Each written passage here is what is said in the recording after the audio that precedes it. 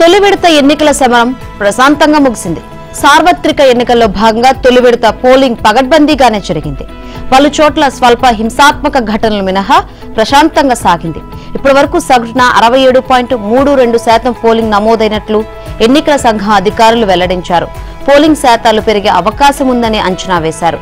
తొలి విడతలో 21 రాష్ట్రాలు, కేంద్రపాలిత ప్రాంతాల్లోని 102 లోక్సభ స్థానాలతో పాటు అరుణాచల్ ప్రదేశ్, సిక్కిం అసెంబ్లీ స్థానాలకు ఎన్నికలు నిర్వహించారు. పశ్చిమ బెంగాల్లోని కోచ్, బీహార్లో తృణమూల్, బీజేపీ వర్గాల మధ్య హింస చోటు చేసుకుంది. ఇరు వర్గాలు పరస్పరం ఫిర్యాదులు చేసుకున్నాయి. మరోవైపు ఛత్తీస్గఢ్లో గ్రెనేడ్ దాడి జరగడంతో ఓ సీఆర్పీఎఫ్ జవాన్ ప్రాణాలు కోల్పోయారు. అరుణాచల్ ప్రదేశ్, అస్సాం, అండమాన్ నికోబార్ దీవులు వంటి పలు చోట్ల ఈవీఎంలలో సాంకేతిక సమస్యలు తలెత్తాయి. పలు చోట్ల దాదాపు గంట ఆలస్యంగా పోలింగ్ మొదలైంది.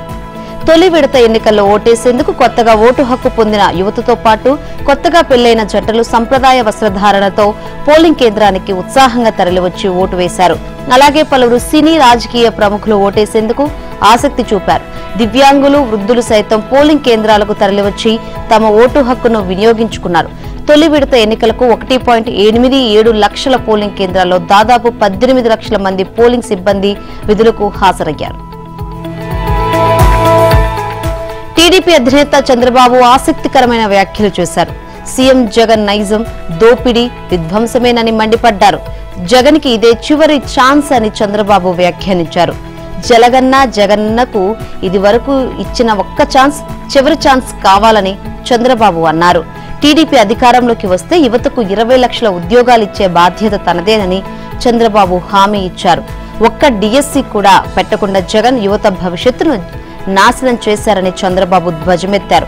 కూటమి ప్రభుత్వం వచ్చాక మెగా డిఎస్సీ పైనే తొలి సంతకం పెడతానని హామీ ఇచ్చారు. అనంతపురం జిల్లా రాయదుర్గం నియోజకవర్గం పరిధిలోని కనైకల్ ప్రజాగలం సభలో ఆయన ప్రసంగించారు. 5 ఏళ్లలో 20 లక్షల ఉద్యోగాలు ఇచ్చే బాధ్యత తనదన్నారు.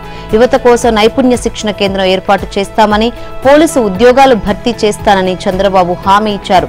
వాలంటీర్లను కాపాడుకునే బాధ్యత తనదేనన్నారు. ఎవరూ రాజీనామా చేయొద్దని కోరారు. వాలంటీర్ల వేతనాన్ని 10,000కు పెంచుతామని అభయమిచ్చారు. రైతులకు ఏడాదికి 20,000 అందజేస్తానని చంద్రబాబు ప్రకటించారు. ఈ ఎన్నికలు ఆంధ్రప్రదేశ్ ప్రజల భవిష్యత్తును మార్చే ఎన్నికలని చంద్రబాబు పేర్కొన్నారు. కర్నూలు జిల్లా ఆలూరులో నిర్వహించిన ప్రజాగలం సభలో ఆయన ప్రసంగించారు. ఏబీసీడీ వర్గీకరణ తెచ్చి మాదిగలకు న్యాయం చేస్తామని హామీ ఇచ్చారు. రాష్ట్రాన్ని జగన్ సర్కార్ 13 లక్షల కోట్ల అప్పులు కుప్పగా మార్చిందన్నారు. ఉద్యోగులకు జీతాలు కూడా ఇవ్వలేని పరిస్థితికి తీసుకొచ్చారని ధ్వజమెత్తారు. కేంద్రం మెడలు వంచి ప్రత్యేక హోదా తెస్తామన్నారు. తెచ్చారా అని చంద్రబాబు ప్రశ్నించారు. కూటమి అధికారంలోకి రాగానే స్థానిక సంస్థలకు ప్రాధాన్యం ఇస్తారని హామీ ఇచ్చారు. టీడీపీ అధినేత చంద్రబాబు సతీమణి నారా భువనేశ్వరి కీలక వ్యాఖ్యలు చేశారు. ప్రజాప్రభుత్వాన్ని స్థాపిద్దామని ఆమె పిలుపునిచ్చారు. చంద్రబాబు తరపున ఆమె నామినేషన్ వేశారు. కుప్పంలో రిటర్నింగ్ అధికారి నామినేషన్ పత్రాలను ఆమె సమర్పించారు. అంతకుముందు భారీ ర్యాలీగా ఆర్వో కార్యాలయం వద్దకు చేరుకున్నారు. టీడీపీ, జనసేన, బీజేపీ కార్యకర్తలు పెద్ద ఎత్తున పాల్గొన్నారు.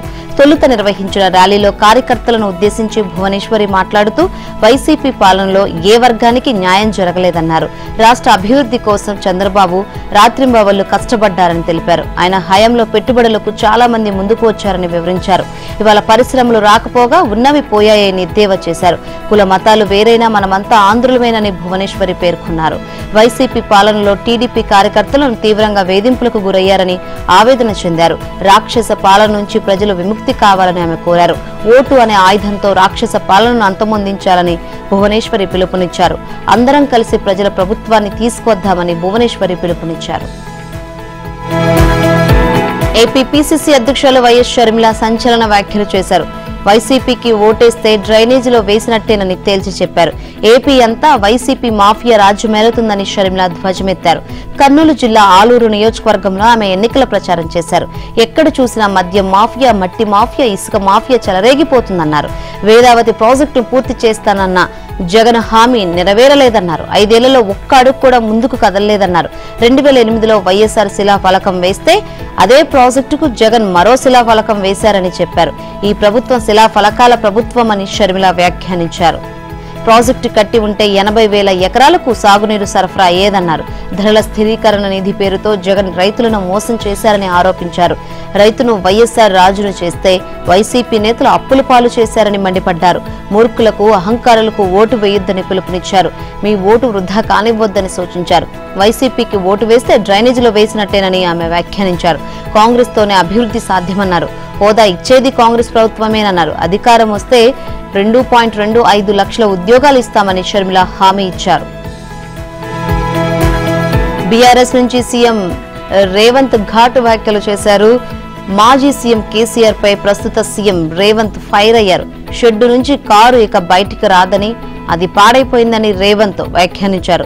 మహబూబ్ నగర్ లో ఎంపీ అభ్యర్థి వంశీచందర్ రెడ్డి నామినేషన్ సందర్భంగా నిర్వహించిన ర్యాలీలో ఆయన మాట్లాడారు. బీఆర్ఎస్ అధినేత కేసీఆర్ ఇటీవల చేసిన వ్యాఖ్యలకు రేవంత్ కౌంటర్ ఇచ్చారు. 20 మంది ఎమ్మెల్యేలు టచ్ లో ఉన్నారని కేసీఆర్ పేర్కొనడం విడ్డూరంగా ఉందన్నారు. ఇక్కడ కాపలా ఉన్నది రేవంత్ రెడ్డి అని కేసీఆర్ తెలుసుకోవాలన్నారు. తమ ఎమ్మెల్యేలను టచ్ చేస్తే మాడి మసైపోతావని రేవంత్ హెచ్చరించారు. పాలమూరులో అనేక ప్రాజెక్టులు చేపట్టామని తెలిపారు. 10 ఏళ్లుగా ఈ జిల్లాను ఎడారిగా మార్చిన ఘనత బీఆర్ఎస్ కే దక్కిందన్నారు. పాలమూరు రంగారెడ్డి ప్రాజెక్టుకు జాతీయ హోదా తెచ్చారా అని కేసీఆర్ ప్రశ్నించారు. పార్లమెంట్లో నిద్రపోవడానికి ఆ బీఆర్ఎస్ కు ఓటు వేయాలి అని రేవంత్ నిలదీశారు. ఎర్రకోటపై కాంగ్రెస్ జెండా ఎగురుతుందని రేవంత్ చెప్పారు. రాహుల్ గాంధీ ప్రధానిగా ప్రమాణ స్వీకారం చేయడం ఖాయమని ఆయన ధీమా వ్యక్తం చేశారు. దేశంలో ప్రజాస్వామ్యాన్ని రక్షించడానికి, లోక్సభ ఎన్నికల్లో విజయం సాధించడానికి చాలా అవసరమన్నారు. మహబూబాబాద్ లో నిర్వహించిన కాంగ్రెస్ జనజాతర సభలో సీఎం రేవంత్ ప్రసంగించారు. విభజన చట్టం ప్రకారం రాష్ట్రానికి ప్రకటించిన హామీలను బీజేపీ సర్కార్ నెరవేర్చలేదన్నారు. బయ్యారం ఉక్కు ఫ్యాక్టరీ, కాజీపేట కోచ్ ఫ్యాక్టరీ ఎందుకు ఇవ్వలేదని ప్రశ్నించారు. కాజీపేటకు రావాల్సిన కోచ్ ఫ్యాక్టరీని మోదీ ఉత్తరాదికి తరలించుకుపోయారని ధ్వజమెత్తారు. మానుకోట కాంగ్రెస్ పార్టీకి ఎప్పటికీ కంచుకోటేనన్నారు. ఎంపీ ఎన్నికల్లోనూ సిపిఐ, సిపిఎం, జనసమితి పార్టీల మద్దతు తీసుకున్నట్లు రేవంత్ చెప్పారు. అసెంబ్లీ ఎన్నికల్లో కేసీఆర్ ను బండకేసి కొట్టారని రేవంత్ వ్యాఖ్యానించారు. రాష్ట్రానికి అన్యాయం చేసిన మోదీని గద్దె దించాలని ఆయన పిలుపునిచ్చారు. రాష్ట్రంలో కేసీఆర్ దోపిడీకి ఢిల్లీలో మోదీ సహకరించారని రేవంత్ ఆరోపించారు. మాజీ మంత్రి వివేక కుమార్తె సునీత ఆసక్తికరమైన వ్యాఖ్యలు చేశారు. తాము మాట్లాడుతుంటే వైసీపీ గుండెల్లో రైళ్లు పరిగెడుతున్నాయని వ్యాఖ్యానించారు. వైసీపీ నేతలకు ఓటమి భయం పట్టుకుందన్నారు. అందుకే తమ ప్రసంగాలకు అడ్డు తగులుతున్నారని సునీత ఆరోపించారు. మాజీ మంత్రి వివేక హత్య కేసుపై వ్యాఖ్యలు చేయొద్దని కడప జిల్లా కోర్టు ఉత్తర్వులు జారీ చేసిందని సునీత తెలిపారు. కోర్టు జారీ చేసిన ఉత్తర్వులకు వివేక కుమార్తె సునీత స్పందించారు. దీన్ని సవాల్ చేస్తూ హైకోర్టును ఆశ్రయించనున్నట్లు తెలిపారు. న్యాయం కోసం ప్రజా తీర్పు కోరుతుంటే వైసీపీ అడ్డుపడుతోందని ధ్వజమెత్తారు. పులివెందులలో తాను ప్రచారం చేయకుండా కేసులు వేస్తున్నారని మండిపడ్డారు. వివేక హత్య అంశంపై వైసీపీ నేతలు చాలాసార్లు మాట్లాడారని సునీత తెలిపారు. మీ ఇళ్ల వద్దకు నేను రాలేకపోతే మన్నించండి సునీత వేడుకున్నారు. ఎన్నికల్లో షర్మిలను గెలిపించే బాధ్యత ప్రజలదే అని ఆమె పిలుపునిచ్చారు. వివేక హత్య కేసు అంశంపై వైఎస్ షర్మిల, వివేక కుమార్తె సునీత, చంద్రబాబు నాయుడు, లోకేష్, పురంధేశ్వరి, పవన్ కళ్యాణ్, పులివెందుల టీడీపీ అభ్యర్థి బీటెక్ రవి తరచూ మాట్లాడుతున్నారు. వారు ఈ వ్యాఖ్యలు చేయకుండా చూడాలని వైసీపీ జిల్లా అధ్యక్షుడు సురేష్ బాబు కడప కోర్టులో పిటిషన్ వేశారు. ప్రతివాదులు, వారి అనుచరులు, ఆయా పార్టీల అభ్యర్థులు ఈ కేసులో అవినాష్ రెడ్డిని హంతకుడిగాను, సీఎం జగన్ ఆయన్ను కాపాడుతున్నట్లుగాను వ్యాఖ్యానిస్తున్నారని పిటిషన్లో పేర్కొన్నారు. ఇలా వారి ప్రతిష్టకు భంగం కలిగించేలా ఉన్నాయన్నారు. వ్యాఖ్యలు చేయరాదని కోర్టు ఆదేశించింది. తదుపరి విచారణను ఈ నెల 30కు వాయిదా వేస్తూ కడప జిల్లా ప్రధాన న్యాయమూర్తి జి శ్రీదేవి మధ్యంతర ఉత్తర్వులు జారీ చేశారు. వైసీపీలో వణుకు మొదలైంది. ఫ్యాన్ పార్టీ ఫ్యాన్స్ సైకిల్ ఎక్కడంతో వైసీపీ నేతలు ఆందోళన చెందుతున్నారు. ఎన్నికల్లో నెగ్గేదెలా అని మదన పడుతున్నారు. పలువురు ఎమ్మెల్యేలు, ఎంపీలు వైసీపీకి గుడ్ బై చెప్పగా తాజాగా నెల్లూరులో 100 మంది వాలంటీర్లు సైకిల్ ఎక్కారు. నెల్లూరు జిల్లాలో అధికార పార్టీకి వాలంటీర్లు దూరమవుతున్నారు. ఇటీవల విడవలూరు మండలానికి చెందిన 40 మంది కోవూరు ఎమ్మెల్యే అభ్యర్థి వేమిరెడ్డి ప్రశాంతిరెడ్డి సమక్షంలో టీడీపీలో చేరగా తాజాగా నెల్లూరు నగర ఎమ్మెల్యే అభ్యర్థి నారాయణ సమక్షంలో దాదాపు 100 మంది వాలంటీర్లు టీడీపీలో చేరారు. తమ పదవులకు రాజీనామా చేసి స్వచ్ఛందంగా టీడీపీలో చేరిన వాలంటీర్లకు నారాయణ కండువాలు కప్పి పార్టీలోకి ఆహ్వానించారు. సత్యసాయి జిల్లా కదిరిలో వైసీపీకి బిగ్ షాక్ తగిలింది. వైసీపీకి చెందిన 150 కుటుంబాలు టీడీపీ తీర్థం పుచ్చుకున్నాయి. తనకల్లు మండలంలోని బొంతలపల్లి, చంద్రరామునిపల్లి, పాల్యంవారిపల్లి, వడ్డేపల్లి, పూలకుంటపల్లికి చెందిన వైసీపీ నాయకులు, మాజీ ప్రజాప్రతినిధులు టీడీపీలో చేరారు. పార్టీలో చేరిన వారందరికీ టీడీపీ ఎమ్మెల్యే అభ్యర్థి కందికుంట వెంకట ప్రసాద్ పార్టీ కండువాలు కప్పి పార్టీలోకి ఆహ్వానించారు. ఎన్టీఆర్ జిల్లా ఇబ్రహీంపట్నంలో వైసీపీకి బిగ్ షాక్ తగిలింది. మంత్రి జోగి రమేష్ కు షాక్ ఇస్తూ ఆయన బంధువులు టీడీపీలో చేరారు. జోగి రమేష్ బావమరుదులైన పామర్తి దుర్గాప్రసాద్, పామర్తి వెంకటేశ్వరరావు తదితరులు టీడీపీ గూటికి చేరారు. జోగి రమేష్ ఇంటి ముందు ఏర్పాటు చేసిన సభా స్థలంలో వీరంతా పార్టీలో చేరారు. వీరికి టీడీపీ ఎమ్మెల్యే అభ్యర్థి వసంత కృష్ణ ప్రసాద్ కండువా కప్పి ఆహ్వానించారు. కర్నూలు జిల్లా ఆదోనిలో వైఎస్ షర్మిల సభలో వైసీపీ మూకలు అలజడి సృష్టించాయి. సిద్ధం జెండాలు పట్టుకుని షర్మిల సభను అడ్డుకునేందుకు ప్రయత్నించాయి. దాంతో వారికి షర్మిల గట్టిగా వార్నింగ్ ఇచ్చారు. మీరు సిద్ధం అయితే మేము ఓడించడానికి సిద్ధం అంటూ హెచ్చరించారు. షర్మిల దెబ్బకు వైసీపీ అల్లరి మూకలు తోకముడిచాయి. గుంటూరులోనూ వైసీపీ రౌడీలు రెచ్చిపోయారు. కూటమి అభ్యర్థి మాధవి ప్రచార రథంపై దాడి చేసి హంగామా సృష్టించారు. తూర్పుగోదావరి జిల్లాలోనూ వైసీపీ నాయకులు, కార్యకర్తలు ఓవరాక్షన్ చేశారు. నల్లచెర్ల మండలం తిమ్మన్నపాలెంలో గలాట సృష్టించారు. టీడీపీ నేతలు ప్రచారంలో అల్లర్లు సృష్టించారు. గోపాలపురం నియోజకవర్గం కూటమి అభ్యర్థి మద్దిపాటి వెంకట్రాజు, జడ్పీ మాజీ చైర్మన్ మల్లపూడి రాజు ప్రచారం చేస్తున్న సమయంలో వైసీపీ నాయకులు అక్కడకు చేరుకుని కవ్వింపు చర్యలకు పాల్పడ్డారు. వైసీపీ జెండాలు పట్టుకుని జై జగన్ జై జై జగన్ అంటూ నినాదాలు చేశారు. టీడీపీ ప్రచారానికి అంతరాయం కలిగించారు. కటకటాల వెనక్కి సాఫ్ట్వేర్ ఉద్యోగులను పోలీసులు తరలించారు. అనైతిక చర్యలకు పాల్పడడంతో పోలీసులు అదుపులోకి తీసుకున్నారు. 10 మందికి ఆదర్శంగా ఉండాల్సిన ఐటీ ఉద్యోగులు బ్లాక్ టికెట్లతో అడ్డంగా బుక్ అవడంతో మరికొందరు ఉద్యోగులు నివ్వెరపోయారు. ఐపీఎల్ టికెట్లను బ్లాక్ లో విక్రయిస్తున్న సాఫ్ట్వేర్ ఉద్యోగులను పోలీసులు అరెస్ట్ చేశారు. మాదాపూర్కు చెందిన ఎస్ఓటీ పోలీసులు సాఫ్ట్వేర్ ఉద్యోగులను అదుపులోకి తీసుకున్నారు. వారు ఒక్కో టికెట్ ను బ్లాక్ లో 10,000 నుంచి 15,000కు విక్రయిస్తున్నట్లు గుర్తించారు. పట్టుబడిన వారి నుంచి 15 ఐపీఎల్ టికెట్లతో పాటు 3 సెల్ ఫోన్స్ ను పోలీసులు స్వాధీనం చేసుకున్నారు. పట్టుబడిన వారిలో ఎస్ఓటీ పోలీసులు మాదాపూర్ పోలీసులకు అప్పగించారు. కారు పార్టీకి కష్టాలు ఎదురవుతున్నాయి. పార్టీ ఎమ్మెల్యేలు గోడ దూకడంతో గులాబీ పార్టీలో గుబులు రేగుతుంది. బీఆర్ఎస్ కు బిగ్ షాక్లు తగులుతున్నాయి. టీఆర్ఎస్ ను బీఆర్ఎస్ గా మార్చడం నుంచి ఆ పార్టీ తెలంగాణలో తలెత్తుకోలేని దుస్థితి ఎదుర్కొంటోంది. తాజాగా ఆ పార్టీ మరో ఎమ్మెల్యే బీఆర్ఎస్ కు గుడ్ బై చెప్పడానికి సిద్ధమవుతున్నారు. కాంగ్రెస్ కండువా కప్పుకోవడానికి వేదిక రెడీ చేసుకుంటున్నారు. బీఆర్ఎస్ ను వీడిన రాజేందర్ నగర్ ఎమ్మెల్యే ప్రకాష్ గౌడ్ తాజా సీఎం రేవంత్ రెడ్డిని కలిశారు. సీఎం రేవంత్ రెడ్డిని కలిసిన రాజేందర్ నగర్ ఎమ్మెల్యే ప్రకాష్ గౌడ్ త్వరలో కాంగ్రెస్ లో చేరుతున్నట్లు సీఎంకు తెలిపారు. ఇప్పటికే బీఆర్ఎస్ నుంచి గెలుపొందిన ఎమ్మెల్యేలు దాన నాగేందర్, కడియం శ్రీహరి, తెల్లం వెంకట్రావు కాంగ్రెస్ లో చేరారు. ఇక ఇదిలా ఉండగా లోక్సభ ఎన్నికల వేళ ఖమ్మం జిల్లాలో బీఆర్ఎస్ కు షాక్ తగిలింది. వైరా మాజీ ఎమ్మెల్యే రాములు నాయక్ బీఆర్ఎస్ కు రాజీనామా చేశారు. తన రాజీనామా లేఖను పార్టీ అధినేత కేసీఆర్ కు ఫ్యాక్స్ ద్వారా తన రాజీనామా లేఖను పంపారు. గతేడాది జరిగిన అసెంబ్లీ ఎన్నికల్లో వైరా టికెట్ ను మాజీ ఎమ్మెల్యే మదన్ లాల్ కు బీఆర్ఎస్ అధిష్టానం కేటాయించినప్పటి నుంచి నాయక్ అసంతృప్తితో రగిలిపోతున్నారు. అప్పటి నుంచి రాములు పార్టీ వ్యవహారాలకు దూరంగా ఉంటున్నారు. పార్టీకి రాజీనామా చేయాలని నిర్ణయించుకున్నారు. పార్టీ ముఖ్య నేతలు వెళ్లి సముదాయించిన తన నిర్ణయంపై రాములు వెనక్కి తగ్గడం లేదు. తాజాగా బీఆర్ఎస్ కు రాజీనామా చేస్తున్నట్లు నాయక్ ప్రకటించారు. బస్సు యాత్రకు కారు పార్టీ సిద్ధమవుతుంది. గతుకుల బాటలో నడుస్తున్న కారు పార్టీకి పూర్వ వైభవం తీసుకురావడానికి బీఆర్ఎస్ అధినేత కేసీఆర్ సమాయత్తమవుతున్నారు. అందుకోసం వ్యూహాత్మకంగా వ్యవహరిస్తున్నారు. గులాబీ పార్టీని బతికించడానికి కేసీఆర్ రాష్ట్ర వ్యాప్తంగా బస్సు యాత్రకు సిద్ధమవుతున్నారు. తెలంగాణలో గొంతుకే ఎజెండాగా పార్టీకి పూర్వ వైభవమే ధ్యేయంగా భారత రాష్ట్ర సమితి లోక్సభ ఎన్నికలకు సిద్ధమైంది. ఆ పార్టీ అధినేత కేసీఆర్ రాష్ట్ర వ్యాప్తంగా బస్సు యాత్రకు శ్రీకారం చుట్టబోతున్నారు. ఏప్రిల్ 22 నుంచి మే 10 వరకు బస్సు యాత్ర చేయడానికి సిద్ధమవుతున్నారు. ఇప్పటికే బస్సు యాత్ర షెడ్యూల్ ఖరారైంది. కాంగ్రెస్, బీజేపీ వైఫల్యాలను ఎత్తిచూపడంతో పాటు బీఆర్ఎస్ హయాంలో చేపట్టిన కార్యక్రమాలను వివరించడానికి కేసీఆర్ ఎత్తుకు పై ఎత్తులు వేస్తున్నారు. తెలంగాణ సెంటిమెంట్ ను మరోసారి రగిలించడానికి ఆయన వ్యూహ రచన చేస్తున్నారు. బీఆర్ఎస్ హయాంలో అమలు చేసిన పథకాలను ప్రజలకు వివరించాలని సీఎం కేసీఆర్ ఇప్పటికే నిర్ణయించారు. ఆ దిశగా ఆయన ప్రచారం కొనసాగించనున్నారు. యాత్రకు సంబంధించిన ఏర్పాట్లు చురుగ్గా సాగుతున్నాయని బీఆర్ఎస్ వర్గాలు తెలిపాయి. తెలంగాణలో మరోసారి కాంగ్రెస్ జెండాను రెపరెపలాడించడానికి ఆ పార్టీ నేతలు సిద్ధమవుతున్నారు. వామపక్షాలతో జత కట్టడానికి వారు మంతనాలు జరుపుతున్నారు. తాజాగా ఉప ముఖ్యమంత్రి భట్టి విక్రమార్క సిపిఎం కార్యాలయానికి వెళ్లి సంచలనాలు రేపుతున్నారు. లోక్సభ ఎన్నికల్లో కాంగ్రెస్ పార్టీ సిపిఎం మద్దతు కోరింది. హైదరాబాద్ ఆర్టీసీ క్రాస్ రోడ్లోని సిపిఎం రాష్ట్ర కార్యాలయానికి కాంగ్రెస్ పార్టీ తరఫున ప్రతినిధిగా ఉప ముఖ్యమంత్రి భట్టి విక్రమార్క వెళ్లారు. సిపిఎం రాష్ట్ర కార్యదర్శి తమ్మినేని వీరభద్రం, మాజీ ఎమ్మెల్యే జూలకంటి రంగారెడ్డి, చెరుపల్లి సీతారాములు, ఎస్ వీరయ్య తదితరులతో భట్టి విక్రమార్క దాదాపు 30 నిమిషాల పాటు చర్చలు జరిపారు. ఇండియా కూటమిలో మిత్రపక్షంగా సిపిఎం ఉందని తెలియజేశారు. ఆ పార్టీ మద్దతు అడిగేందుకు వచ్చినట్లు భట్టి తెలిపారు. గత అసెంబ్లీ ఎన్నికల్లో కలిసి పనిచేయాలని భావించినప్పటికీ కుదరలేదని భట్టి తెలిపారు.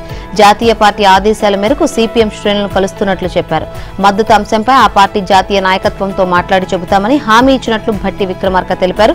సిపిఎం మద్దతుతో తమకే ఉంటుందని ఆయన తన ఆశాభావాన్ని వ్యక్తం చేశారు. అసెంబ్లీ ఎన్నికల్లో సిపిఎం అడిగిన సీట్లు ఇవ్వలేకపోయామని, భవిష్యత్తులో తమ వంతు సహాయ సహకారాలు ఉంటాయని భట్టి పేర్కొన్నారు.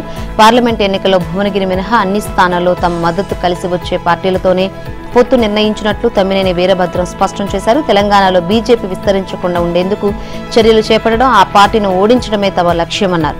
మరోసారి కాంగ్రెస్ పార్టీ జాతీయ నాయకత్వంతో మాట్లాడతామని తమ్మినేని చెప్పారు. పార్లమెంట్ ఎన్నికల్లో కలిసి పనిచేసేందుకు నిర్ణయానికి వస్తామని ఆయన తెలిపారు. హైదరాబాద్ శివార్లోని చిలుకూరు బాలాజీ ఆలయానికి భక్తులు పోటెత్తారు. వేలాది మంది భక్తులు ఆలయానికి తరలి రావడంతో గరుడ ప్రసాదం పంపిణీ నిలిపివేసినట్లు ఆలయ ప్రధాన అర్చకులు రంగరాజన్ తెలిపారు. ప్రసాద వితరణపై విస్తృత ప్రచార నేపథ్యంలో భారీగా భక్తులు పోటెత్తారు. వేలాదిగా భక్తులు చేరుకోవడంతో చిలుకూరు భక్త జనసంద్రంగా మారింది. ప్రసాదం పంపిణీపై ఆలయ ప్రధాన అర్చకులు రంగరాజన్ స్పందించారు.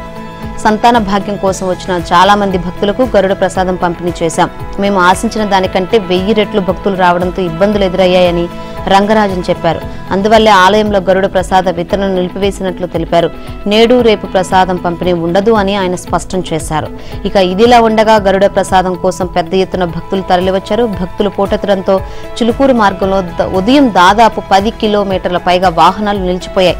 మాసప్ ట్యాంక్ నుంచి మెహదీపట్నం, నానల్ నగర్, లంగర్ హౌస్, సన్ సిటీ, అప్పా జంక్షన్ మీదుగా చిలుకూరు ఆలయం వరకు ట్రాఫిక్ స్తంభించిపోయింది. గచ్చిబౌలిలోని ఔటర్ రింగ్ సర్వీస్ రోడ్డు కూడా వాహనాలతో నిండిపోయింది. దాదాపు 1,00,000 మంది వరకు వాహనాల్లో వెళ్లినట్లు అంచనా. దీంతో కార్యాలయాలకు వెళ్లే ఉద్యోగులు, స్కూళ్లు, కాలేజీలకు వెళ్లే విద్యార్థులు తీవ్ర ఇబ్బందులు ఎదుర్కొన్నారు. పోలీసులు రంగంలోకి దిగి పరిస్థితిని అదుపులోకి తీసుకొచ్చారు. అధికారం ఉన్న నేతల అండదండలుంటే ఏదైనా చేయవచ్చని నిరూపించారు భూ కబ్జాదారులు. కండబలం, అర్ధబలం ఉంటే మరేదైనా సాధించవచ్చని కబ్జాకోరులు రుజువు చేశారు. పల్నాడు జిల్లా నరసరావుపేటలో ఎమ్మెల్యే అనుచరులు బరితెగించారు. ఓ వృద్ధుడికి చెందిన 15 కోట్ల రూపాయల విలువైన భూమిపై కన్నేశారు. నకిలీ డాక్యుమెంట్లు సృష్టించి భూ దందా సాగించారు. ₹1 కోటి ఇస్తాం, స్థలాన్ని విడిచిపెట్టి వెళ్లాలని బెదిరింపులకు పాల్పడ్డారు దందాకోరులు. నరసరావుపేట మండలం ఉప్పలపాడు వద్ద హైవేకి ఆనుకొని చంద్ర సూర్యనారాయణ అనే వ్యక్తికి 15 కోట్ల విలువైన 2 ఎకరాల భూమి ఉంది. ఆ భూమిపై ఎమ్మెల్యే అనుచరులు కన్నుపడింది. పోలీసులు, రెవెన్యూ అధికారులు ఎన్నికల విధుల్లో బిజీగా ఉండడంతో అదును చూసి స్థలాన్ని ఆక్రమించారు. తన స్థలంలో రేకుల షెడ్డును చూసి వృద్ధుడు సూర్యనారాయణ షాక్ గురయ్యాడు. తమ స్థలాన్ని బండి వెంకటేశ్వరరెడ్డి, నరసింహారెడ్డి ఆక్రమించుకున్నారని ఆయన ఆరోపించారు. తనకు న్యాయం చేయాలంటూ జిల్లా ఎస్పీకి ఫిర్యాదు చేశారు.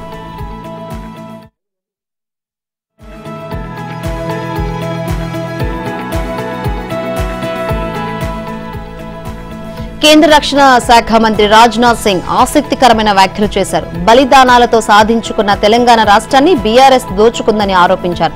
రాష్ట్రం కోసం ప్రాణాలు అర్పించిన వారి ఆత్మలు నేటికి శాంతించలేదని విచారం వ్యక్తం చేశారు. బీఆర్ఎస్ ప్రభుత్వంలో మంత్రిగా పనిచేసిన ఈటెల బీఆర్ఎస్ అవినీతిని చూసి బయటకు వచ్చారని తెలియజేశారు. తెలంగాణ ఏర్పాటులో బీజేపీ కీలక పాత్ర పోషించిందని రాజ్నాథ్ సింగ్ చెప్పారు. బీజేపీపై కాంగ్రెస్ చేస్తున్న ఆరోపణల్లో నిజం లేదన్నారు. తెలంగాణలో బీఆర్ఎస్ హస్తం పార్టీలు ఒకటేనన్నారు. కాంగ్రెస్ కుంభకోణాల పార్టీగా మారిందని రాజ్నాథ్ ఎద్దేవా చేశారు. బీజేపీ ఎంపీ అభ్యర్థి తాండ్ర వినోద్రావుకు మద్దతుగా ఖమ్మం వచ్చిన రాజ్నాథ్ సింగ్ పార్టీ నేతలతో కలిసి నగరంలో రోడ్ షో నిర్వహించారు. స్థానిక సర్దార్ పటేల్ స్టేడియం నుంచి ప్రారంభమైన రోడ్ షో కలెక్టరేట్ మీదుగా జెడ్పీ సెంటర్ పెవిలియన్ వరకు సాగింది. ఖమ్మంలో కేంద్ర మంత్రి రాజ్నాథ్ సింగ్ విస్తృతంగా పర్యటించారు. ఖమ్మం బీజేపీ ఎంపీ అభ్యర్థి తాండ్ర వినోద్రావుకు మద్దతుగా రోడ్ షో నిర్వహించారు. ఈ సందర్భంగా కాంగ్రెస్ బీఆర్ఎస్ లపై రాజ్నాథ్ సింగ్ ఆసక్తికరమైన వ్యాఖ్యలు చేశారు. కాంగ్రెస్ బీఆర్ఎస్ ఒక్కతాను ముక్కలేనని వ్యాఖ్యానించారు. తెలంగాణ ఏర్పాటులో బీజేపీది కీలక పాత్ర అయితే కుంభకోణాల నిర్వహణలో కాంగ్రెస్ కీలక పాత్ర అని రాజ్నాథ్ సింగ్ వ్యాఖ్యానించారు. 10 ఏళ్లలో దేశంలో ఏనాడు లేని అభివృద్ధి జరిగిందని రాజ్నాథ్ సింగ్ చెప్పుకొచ్చారు. జనసేన అధినేత పవన్ కళ్యాణ్ మరోసారి ఎన్నికల ప్రచారానికి సిద్దమవుతున్నారు. ఇప్పటికే తొలి విడతలో ఎన్నికల ప్రచారంలో పాల్గొన్న పవన్ మలిదేశ ప్రచారంలో జనసేన అభ్యర్థులు పోటీ చేస్తున్న స్థానాల్లో ర్యాలీలు, సభలు నిర్వహించడానికి సిద్దమవుతున్నారు. మరోవైపు చంద్రబాబుతో పాటు బీజేపీ కేంద్ర నాయకులు హాజరయ్యే సభల్లోనూ పాల్గొనేలా షెడ్యూల్ ఖరారు చేశారు. జనసేన అధినేత పవన్ కళ్యాణ్ ఎన్నికల మలిదశ ప్రచారానికి రంగం సిద్ధం చేశారు. ఎన్నికల ప్రచారం ముగిసే వరకు జనంలోనే ఉండేలా కార్యాచరణ ఏర్పాటు చేశారు. ఇప్పటికే అనేక ప్రాంతాల్లో పర్యటనలు చేసి ఉమ్మడిగా ప్రధాని నరేంద్ర మోదీ చంద్రబాబుతో కలిసి ఎన్నికల ప్రచార పర్వాన్ని ప్రారంభించారు. ఆ తర్వాత రాష్ట్రంలోని వివిధ ప్రాంతాలలో సభలు ర్యాలీలు నిర్వహించిన పవన్ కూటమి నేతలతో కలిసి ముందుకు సాగారు. తూర్పు గోదావరి జిల్లాలో చంద్రబాబు పురంధేశ్వరితో కలిసి సభలు నిర్వహించారు. ఇక రాష్ట్ర నలుమూలల చంద్రబాబుతో కలిసి ఉమ్మడి వేదికలను పంచుకొని రాష్ట్ర ప్రభుత్వ తీరుపై తీవ్ర స్థాయిలో ధ్వజమెత్తారు. తొలి విడత ఎన్నికల ప్రచారం పూర్తి చేసుకున్న పవన్ కళ్యాణ్ ఇటీవల జనసేన అభ్యర్థులతో 1-to-1 సమావేశాలు నిర్వహించారు. క్షేత్రస్థాయిలో పరిస్థితులపై ఆరా తీసిన జనసేనాధిపతి జనానికి చేరువగా జనంతోనే కలిసి నడిచేలా అభ్యర్థుల ప్రణాళికలు సిద్ధం చేసుకోవాలని సూచించారు. ఇక బూత్ స్థాయిలో ప్రత్యేకంగా దృష్టి పెట్టి ఓటు మార్పిడి జరిగేలా ప్రజలకు అవగాహన కల్పించాలని దిశానిర్దేశం చేశారు. వైసీపీ నేతల అక్రమ వ్యవహారాలు ఒక్కొక్కటి బయటపడుతున్నాయి. వారి అరాచకాల గుట్టు రట్టవుతున్నాయి. పోలీసుల తనిఖీలో వారి నిర్వాకాలు బయటపడుతున్నాయి. తిరుపతి జిల్లా పుత్తూరులో భారీ మద్యం డంపింగ్ ను పోలీసులు స్వాధీనం చేసుకున్నారు. మంత్రి రోజా అనుచరుడు వైసీపీ నేత ఉమామహేశ్వరరావుకు చెందిన శ్రీ విద్యా కళాశాలలో 250 కేసుల మద్యాన్ని పోలీసులు పట్టుకున్నారు. ఒక్కో కేసులో 48 బాటిల్స్ ఉన్నట్లు సమాచారం. నగరిలో మంత్రి రోజా నామినేషన్ నేపథ్యంలో ఇది బయటపడినట్లు తెలుస్తోంది. పుత్తూరు బైపాస్ గోవిందపాలెం సమీపంలో పోలీసులు తనిఖీలు చేస్తుండగా మద్యం రాకెట్ బయటపడింది. ఆటోలో మద్యం తరలిస్తూ Puttur municipal vice chairman Shankar బంధువు కాంట్రాక్టర్ తిరునావుక్కరసు పట్టుబడ్డారు. ఆయన్ను విచారించగా శ్రీ విద్యా కళాశాల నుంచి తీసుకువెళ్తున్నట్లు సమాచారం ఇచ్చాడు. దీంతో పోలీసులు కాలేజీపై దాడి చేసి 250 కేసుల మద్యాన్ని స్వాధీనం చేసుకున్నారు. ఈ ఘటనపై కేసు లేకుండా చేసేందుకు మంత్రి రోజా పోలీసులపై తీవ్ర ఒత్తిడి తీసుకొచ్చారనే దుమారం నెలకొంది. ప్రస్తుతం తిరునావుక్కూరసు ఉమా మహేశ్వరరావు, మరో వైసీపీ నేత వంశీకృష్ణ నారాయణవనం పోలీసుల అదుపులో ఉన్నట్లు సమాచారం. ఎన్నికల నామినేషన్ మొదటి రోజే వైసీపీ నేతకు చెందిన స్థలంలో అక్రమంగా ఉంచిన 170 కేసుల మద్యం పట్టుబడింది. కొంగారెడ్డిపల్లిలో ఉన్న చిత్తూరు నగరపాలక సంస్థ డిప్యూటీ మేయర్ రాజేష్ రెడ్డికి చెందిన కారు షెడ్డుపై 1 పోలీసులు ఈ ఎస్ఈబీ అధికారులతో కలిసి ఫ్లయింగ్ స్క్వాడ్ దాడి చేసింది. ఆ సమయంలో షెడ్డులో ఉన్న వ్యక్తిని విచారించగా తాను స్వీపర్నని, ఈ షెడ్డు డిప్యూటీ మేయర్ రాజేష్ రెడ్డిదని చెప్పడంతో అధికారులు దానిని వీడియో తీసుకున్నారు. 170 కేసుల కర్ణాటక మద్యం స్వాధీనం చేసుకున్నారు. దీని విలువ 10.28 లక్షలు ఉంటుందని ఫ్లయింగ్ స్క్వాడ్ అధికారులు వెల్లడించారు. సరుకును చిత్తూరు అర్బన్ ఎస్ఈబీ అధికారులకు అప్పగించగా తనిఖీ అధికారులు రాజేష్ రెడ్డిపై కేసు నమోదు చేశారు. రైల్వే శాఖ కీలక నిర్ణయం తీసుకుంది. వేసవి రద్దీని తీర్చేందుకు రైల్వే శాఖ సిద్ధమైంది. ఈ సీజన్లో దేశవ్యాప్తంగా 9,111 అదనపు ట్రిప్పులు నడపనున్నట్లు ప్రకటించింది. వేసవిలో ప్రయాణికుల రద్దీని దృష్టిలో ఉంచుకొని భారీగా ప్రత్యేక రైళ్లు నడిపేందుకు రైల్వే శాఖ సిద్ధమైంది. ఈ సీజన్లో దేశవ్యాప్తంగా వివిధ రైల్వే జోన్లలో అదనపు ట్రిప్పులు నడపనున్నట్లు ప్రకటించింది. గత ఏడాది కంటే ఈ ఏడాది 43% అదనపు ట్రిప్పులను నడపడానికి సిద్ధమవుతుంది. గత ఏడాది వేసవిలో మొత్తం 6,369 అదనపు ట్రిప్పులు నడపగా ఈసారి ఆ సంఖ్యను రైల్వే యంత్రాంగం 9,111కు పెంచింది. వీలైనంత ఎక్కువ మంది ప్రయాణికులు తాము కోరుకున్న గమ్యస్థానాలకు సులభంగా చేరుకునేలా రైల్వే శాఖ చర్యలు తీసుకుంటోంది. మీడియా కథనాలు, సోషల్ మీడియా ప్లాట్ఫామ్లు, railway integrated help line number 139 passenger railway system వంటి వేదికల నుంచి సేకరించిన సమాచారం ఆధారంగా డిమాండ్ను అంచనా వేసినట్లు రైల్వే శాఖ తెలిపింది. ఈ సంఖ్య స్థిరంగా ఉండదని, డిమాండ్కు అనుగుణంగా మరిన్ని రైళ్లు ట్రిప్పులను పెంచుతామని వెల్లడించింది. ప్రయాణికుల భద్రత, త్రాగునీటి లభ్యత, రద్దీ నియంత్రణ చర్యలు తీసుకోవాలని ఇప్పటికే రైల్వే శాఖ ఉన్నతాధికారులు ఆదేశించారు. సీఎం జగన్ కు నిరసన శాఖ తగిలింది. కాకినాడ జిల్లా బస్సు యాత్రలో ఎదురుదెబ్బ ఎదురైంది. జగన్పేట నియోజకవర్గం ఆదిత్య కళాశాల దగ్గర జగన్ బస్సు ఆగింది. పెద్ద ఎత్తున అక్కడికి చేరుకున్న విద్యార్థులు జగన్ కు ఎదురుగా నిలబడి జై పవన్ అంటూ నినాదాలు చేశారు. బాబులకే బాబు, కళ్యాణ్ బాబు అంటూ మరికొందరు గట్టిగార్చారు. ఊహించని విధంగా విద్యార్థుల నిరసన ఎదురవడంతో జగన్ రెడ్డి షాక్ కు గురయ్యారు. తెలుగు రాష్ట్రాల్లో లోక్సభ ఎన్నికల నామినేషన్ల ప్రక్రియ జోరుగా కొనసాగుతుంది. తెలంగాణలో నామినేషన్ దాఖలు ప్రక్రియ ఊపందుకుంది. వివిధ స్థానాలకు పోటీ చేస్తున్న అభ్యర్థులు తమ మద్దతుదారులతో కలిసి నామినేషన్ పత్రాలను సంబంధిత అధికారులకు అందజేశారు. భారీ ర్యాలీలతో హోరెత్తించారు. తెలంగాణలో తొలి రోజు 42 మంది అభ్యర్థులు 48 నామినేషన్లు దాఖలు చేయగా రెండో రోజు 57 మంది 69 నామినేషన్లను దాఖలు చేశారు. కరీంనగర్ లోక్సభ బీజేపీ అభ్యర్థిగా బండి సంజయ్ నామినేషన్ దాఖలు చేశారు. ఆయన తరపున కుటుంబ సభ్యులు నామపత్రాలను రిటర్నింగ్ అధికారికి అందజేశారు. హైదరాబాద్ లోక్సభ ఎంఐఎం అభ్యర్థిగా అసదుద్దీన్ ఓవైసీ, నాగర్ కర్నూలు బీఆర్ఎస్ అభ్యర్థిగా ఆర్ఎస్ ప్రవీణ్ కుమార్, సికింద్రాబాద్ బీజేపీ అభ్యర్థిగా కిషన్ రెడ్డి నామినేషన్ దాఖలు చేశారు. ఖమ్మం బీజేపీ అభ్యర్థి వినోద్రావు, పెద్దపల్లి కాంగ్రెస్ అభ్యర్థిగా గడ్డం వంశీకృష్ణ, బీఆర్ఎస్ అభ్యర్థిగా కుప్పుల ఈశ్వర్ నామినేషన్ పత్రాలు సమర్పించారు. ఏపీలోనూ రెండో రోజు అదే జోరు కనిపించింది. 25 పార్లమెంటు స్థానాలకు 53 మంది అభ్యర్థులు 68 సెట్ల నామినేషన్లను దాఖలు చేశారు. 175 అసెంబ్లీ స్థానాలకు 314 మంది 413 నామినేషన్లను దాఖలు చేశారు. ఇక చంద్రబాబు తరపున ఆయన సతీమణి నారా భువనేశ్వరి నామినేషన్ వేశారు. కుప్పంలో రిటర్నింగ్ అధికారి నామినేషన్ పత్రాలను ఆమె అందజేశారు. ఏపీ బీజేపీ అధ్యక్షులు దగ్గుబాటి పురంధేశ్వరి రాజమండ్రి పార్లమెంట్ అభ్యర్థిగా నామినేషన్ దాఖలు చేశారు. నామినేషన్ వేసేందుకు పురంధేశ్వరి తన నివాసం నుంచి కలెక్టరేట్ కు భారీ ర్యాలీగా బయలుదేరి వెళ్లారు. ఆమెకు సంఘీభావంగా టీడీపీ, జనసేన, బీజేపీ శ్రేణులు ర్యాలీలో పాల్గొన్నాయి. కేంద్ర మంత్రి వికే సింగ్, బీజేపీ జాతీయ కార్యవర్గ సభ్యులు సోము వీర్రాజు, పలువురు ఉమ్మడి అభ్యర్థులతో కలిసి పురంధేశ్వరి నామినేషన్ పత్రాలు సమర్పించారు. హిందూపురంలో నందమూరి బాలకృష్ణ నామినేషన్ వేశారు. టీడీపీ అభ్యర్థిగా నందమూరి బాలకృష్ణ మూడోసారి నామినేషన్ వేశారు. తన సతీమణి వసుంధరతో కలిసి హిందూపురం ఆర్ఓ కార్యాలయంలో రిటర్నింగ్ అధికారికి నామినేషన్ పత్రాలు అందజేశారు. హిందూపురంలో ఇప్పటికే వరుసగా 2 సార్లు ఎమ్మెల్యేగా గెలిచిన బాలయ్య ఈ ఎన్నికల్లో గెలిచే హ్యాట్రిక్ కొట్టేందుకు సిద్ధమవుతున్నారు. ఈ నామినేషన్ కు భారీగా టీడీపీ, జనసేన, బీజేపీ కార్యకర్తలు తరలివచ్చారు. రాష్ట్ర ఎన్నికల సంఘానికి టీడీపీ నేత వర్ల రామయ్య లేఖ రాశారు. పోస్టల్ బ్యాలెట్ ఓట్లకు తగిన ఏర్పాట్లు చేయడం లేదని మండిపడ్డారు. ఎన్నికల డ్యూటీలోని ప్రభుత్వ ఉద్యోగులకు పోస్టల్ బ్యాలెట్ ఫారాలు అందించడంలో అధికారులు నిర్లక్ష్యంగా వ్యవహరిస్తున్నారని ఆక్షేపించారు. పోస్టల్ బ్యాలెట్ వినియోగంపై నేటికి ఎటువంటి అవగాహన కార్యక్రమం ఏర్పాటు చేయలేదని లేఖలో పేర్కొన్నారు. జిల్లా ఎన్నికల అధికారి ఒక నోడల్ అధికారిని ఏర్పాటు చేసి ఫామ్ 12 ఇవ్వాలని సూచించారు.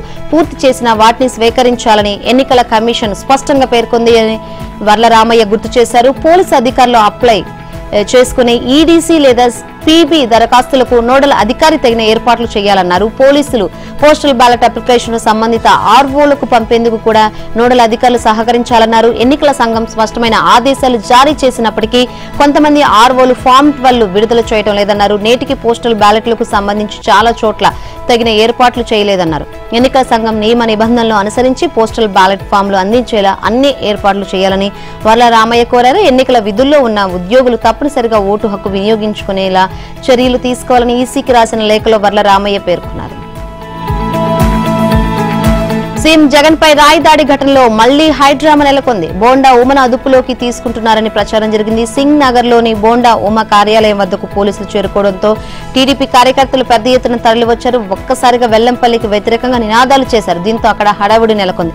ఆ సమయంలో బోండా ఉమ కార్యాలయంలోనే ఉన్నారు. అయితే పోలీసులు వచ్చారని తెలుసుకుని ఉమ అక్కడి నుంచి వెళ్లిపోయారు. బోండా ఉమ కోసం పోలీసులు గాలించినట్లు సమాచారం. చెన్నై వరుస విజయాలకు బ్రేక్ పడింది. సొంత మైదానంలో లక్నో 8 వికెట్ల తేడాతో గెలిచింది. ఐపీఎల్ 2024లో లక్నో ఘన విజయం సాధించింది. తొలుత చెన్నై 176 పరుగులకే కట్టడి చేసిన లక్నో అనంతరం 19 ఓవర్లలో 2 వికెట్లు కోల్పోయి లక్ష్యాన్ని ఛేదించింది. కెప్టెన్ కేఎల్ రాహుల్ చెలరేగాడారు. చెన్నై బౌలర్లు ఈ మ్యాచ్లో ఏమాత్రం చూపించలేకపోయారు. ముస్తాఫిజుర్ రెహమాన్ పతిరంగా ఒక్కో వికెట్ తీశారు. 177 పరుగుల లక్ష్యంతో బ్యాటింగ్ కు దిగిన లక్నోకు ఓపెనర్లు రాహుల్, డికాక్ తొలి వికెట్ కు 134 పరుగుల భాగస్వామ్యం నెలకొల్పారు. తొలి ఓవర్ కేవలం 3 పరుగులు తీసిన లక్నో ఆ తర్వాత రెచ్చిపోయింది.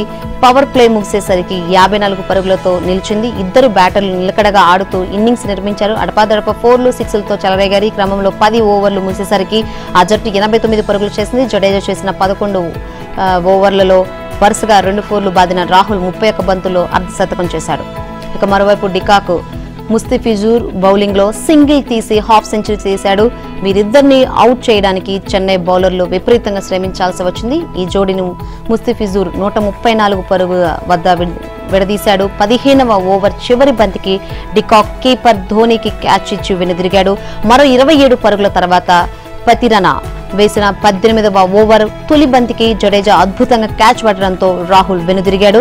అప్పటికే లక్నో విజయం ఖాయమైంది. అనంతరం క్రీజులోకి వచ్చిన స్టైనీస్ తో కలిసి పూరన్ లాంఛనాన్ని ముగించాడు.